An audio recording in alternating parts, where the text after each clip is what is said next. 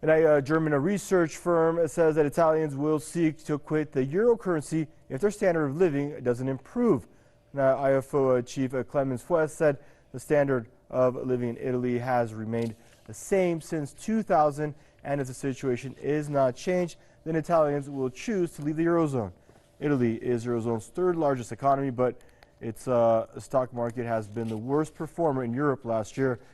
Italy is hit with financial problems in its banking system. The country has recently approved a bailout plan to help struggling banks.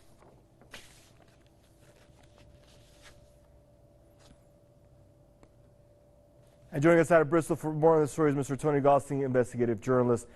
Hello, Tony. Thanks for joining us on the program again. Now, what will this mean if Italy actually opts out of the eurozone, and what do you see the probability of such a thing even taking place?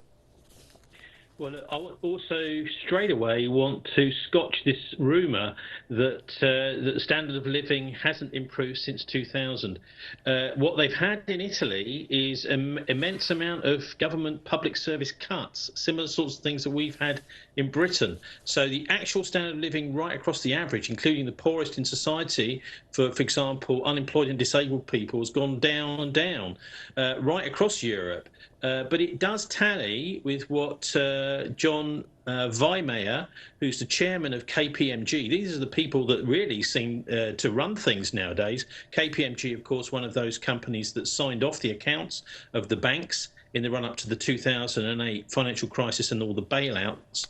I mean, he's saying that we have a populist, is a very strange thing, he said. Populism is bigger threat than Brexit. Now, that's kind of doublespeak from Orwell, because, of course, Brexit was about populism, and they're getting very, I think, afraid, people like him, the financial elite, that there's going to be elections in France, Germany and Holland this year, and that the rise of populism is really starting to challenge neoliberalism, which is this idea of the rise of United States of Europe, rather like a United States of America, which none of the 800 million people in Europe have ever been asked if they want to join it. So we're seeing more and more countries, and Italy is one of them today, who are deciding, look, we really don't want to have anything much more to do with this, because they're being kept in the European Union against their will. There was, at the beginning of December, you may remember, there was a constitutional referendum in Italy, but of course it was the wrong question.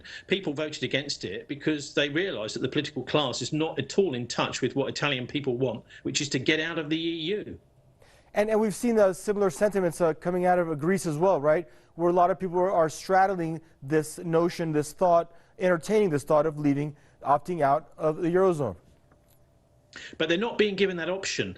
In Italy and in Greece, the recession has been longer than the recession in the 1930s after the 1929 crash. And what they're seeing is Germany doing very well out of this. And many people, including our own Foreign Secretary Boris Johnson, have raised this spectre of the idea of a Fourth Reich. You know, the idea that it's a kind of economic empire that Germany has created after the Second World War. And of course, many people have asked questions about what happened to all that Nazi gold at the end of the war, and some have answered, well, actually there's a kind of underground Reich being created with that. Now, that might sound crazy, but there is certainly evidence that there's a kind of mafia that's grown up after the Second World War, which is now very, very powerful in Europe, and they're working behind the scenes. They're working for themselves. Obviously, we've had the euro has been a disaster, and also the migrant crisis has been a disaster. I don't know how many disasters Brussels has to give to the hundreds of millions of people in Europe before they realise that this whole populism idea is normal. People just don't want it anymore. And if they're given the opportunity, like they will be in these various elections this year, nobody, it seems, is going to get quite an out of the EU referendum like Britain had. But if they did, they would probably be leaving. Very well. Thank you for your contribution to the program, Mr. Tony Gosling, investigative journalist, joining us with his take out of Bristol.